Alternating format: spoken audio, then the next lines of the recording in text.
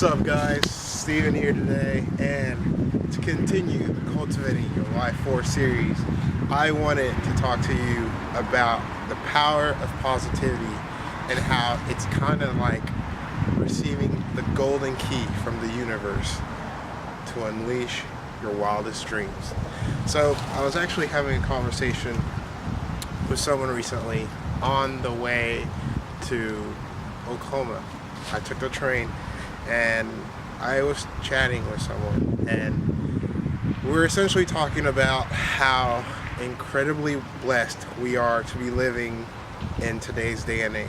How essentially with social media, with fucking cell phones, where as opposed to the past, when you were trying to communicate with your loved ones, you had to pray to dear God that the letter reached him and that the letter that he sent to you and wrote to you made it. That whoever was taking care of the letters in that old ancient time didn't die, didn't get ambushed by bandits or any other sorts of craziness that existed in that moment.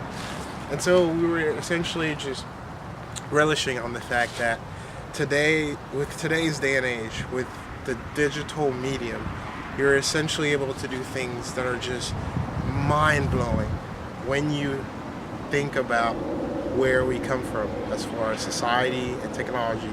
Like we were talking about how if you tell any of your parents or any person above the age of 50 and you tell them about how you can use computers to essentially create a website, or to send an email, or to even fucking send money, and the person that you're sending all these things to can receive it in a matter of seconds, they are literally mind blown, because to them it is something that just does not make sense. Like they didn't live with that.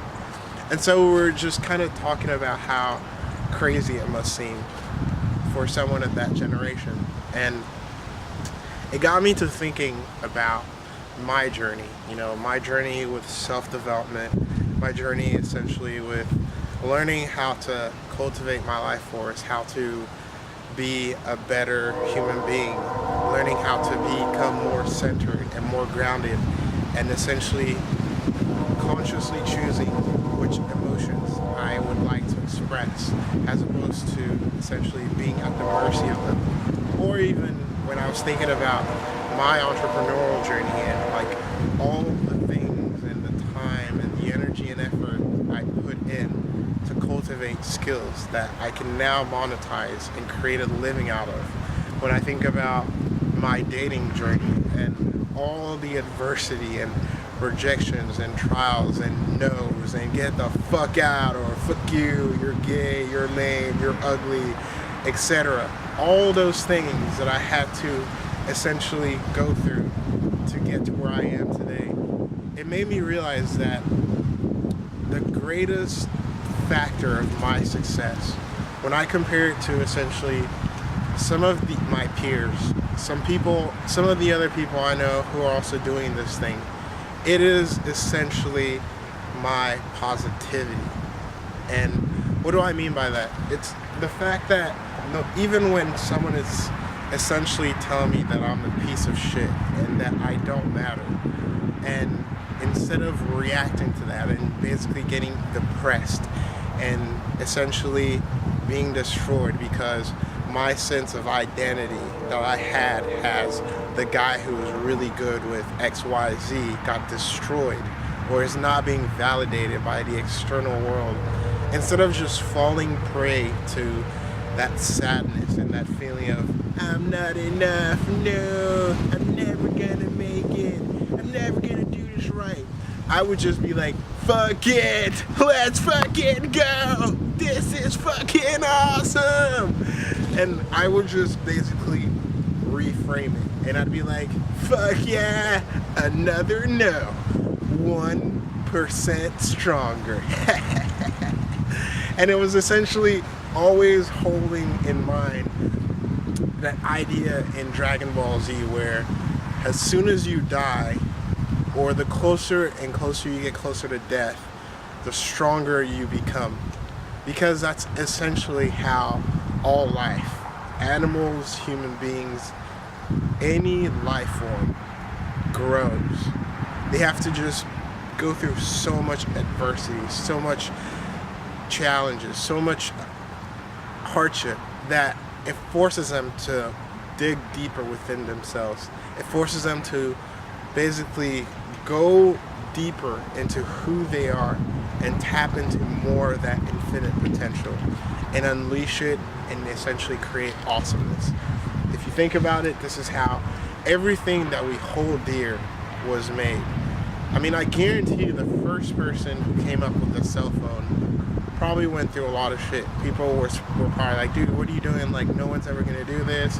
People are just used to landlines. They won't ever buy into the idea of the cell phone. And he was like, fuck you, I believe in it and I think it's awesome. And he just kept going. So my point is this. Positivity is like a golden key. I think about it like this. Imagine if the universe is one entity, right? One universe. And what happens is there exists this key. Think of it as the magic wand. By the way, quick notice, I am going to change location soon because my battery is running out and I'm going to have to change it. But there is a magic lamp, right? And everyone has the opportunity of receiving it. But the only way you can receive it is if you access that state of virtue that we all are capable of, right? Some people call it the Buddha mind, some people call it the super mind, blah, blah, blah. There's a lot of names, but it's essentially the same phenomenon, right? And what that means is when you access that being, right, the universe opens up to you. And essentially you're able to unleash and wish everything you want into existence. If you need money for something, you just remain positive in your bullshit and drama, whatever it is you're facing, and then you'll find it. If you need to find a job, you stay positive and you remain present to the fact that no matter what, life is still beautiful and you will find a job. If you're looking for a potential girlfriend or a mating partner or whatever it is, you just remain positive and hopeful and knowing that the fact that there's 7 billion people plus on this planet and there's bound to be someone out there for you, and I guarantee you will find it.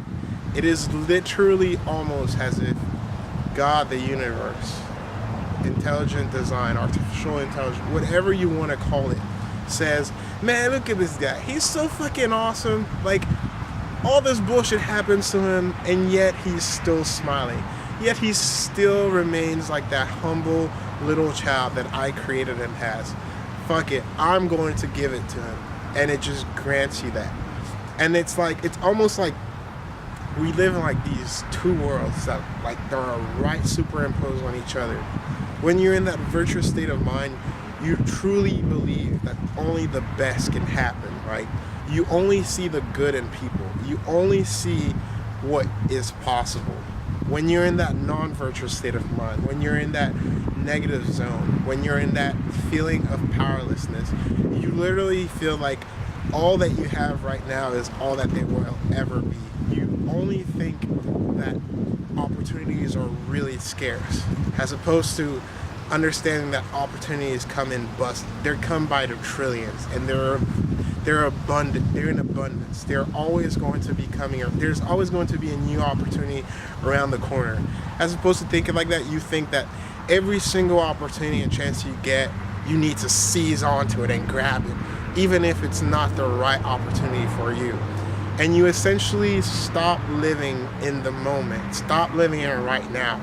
But you're living in a state of fear, a state of high adrenaline, a state of, if I don't get mine right now, then I will never be able to get mine. As opposed to, I can always get mine. And rather, I want what's best for me and for the rest of the world. When you're thinking like that, it's almost like everything works in your favor to help you out. And you can only succeed. You can only win. So when I was thinking about it, I fully believe this is probably why I've progressed and grown so much faster than most people I know. Because while people, when shit hit the fan, I was just like, haha, yeah, fuck it, fuck, this fucking sucks, damn it, this fucking sucks, pimp it, fuck it, let's fucking go. I would just do everything I could to still keep myself amped up, while everyone else was like, god damn, this fucking sucks, I'ma quit. And they just stopped believing in their dreams and started doing shit like they didn't want to do, simply because they gave up on themselves. I always say, if you don't believe in yourself, how can anyone else believe in you? So do the right thing, believe in yourself. Until next time. That's the video. So this steak, right?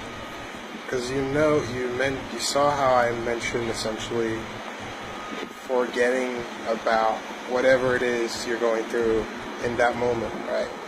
What I noticed is this state really becomes amplified. It's almost like you reach its ultimate being or its ultimate level whenever you essentially quit identifying with whatever it is you're identifying with yourself. It's like you lose your identity. What I mean by that, it's like maybe you're a soccer player, or maybe you're a bodybuilder, or maybe you're a lawyer, or maybe you're an engineer. You quit identifying with being an engineer.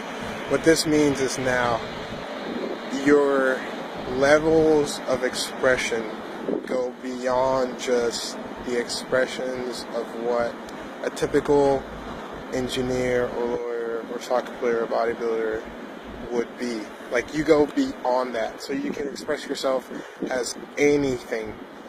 So that means that you literally lose your ego. Like, you lose that part of yourself that says, no, this is me, and I speak like this, and I do this, and this is how I walk, and this is how I operate. But you just literally loosen yourself up. You literally become, to not sound corny, but like water. Because you just express yourself in a different way, and it changes from moment to moment to moment, right?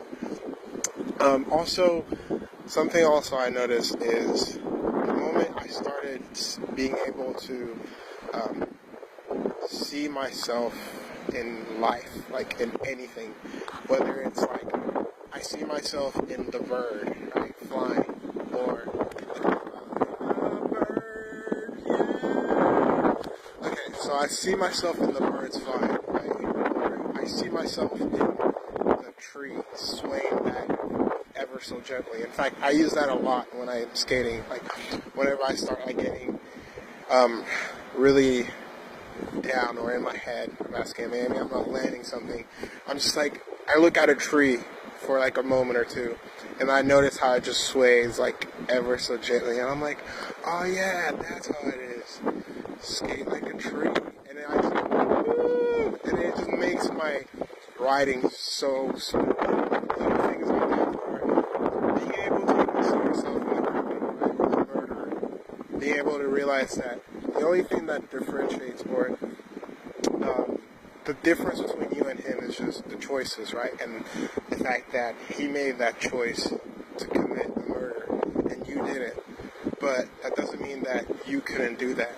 So just always keeping that humility and that ability to see that no matter what it is, no matter what, if something is big or small, if someone is important or not, they are still you. And that's why they deserve your 100% respect, your 100% humility, your 100% love, and your 100% understanding. this is also essentially one way of cultivating empathy, right? Because empathy is being able to feel what the other person is feeling and where they're coming from, right? So if you can place yourself in their shoes and be like, man, I am just like Joe, so that means that I can feel the same way Joe does. Joe is angry, and I know that when I am angry, it's because of this. So this is why I can better understand Joe. Because I can better understand Joe, now I can help him get out of that anger, right? Show him how to calm down, how to look at things differently, etc., etc. Hope this guys help. I hope this helped you guys take care of yourself and of one another.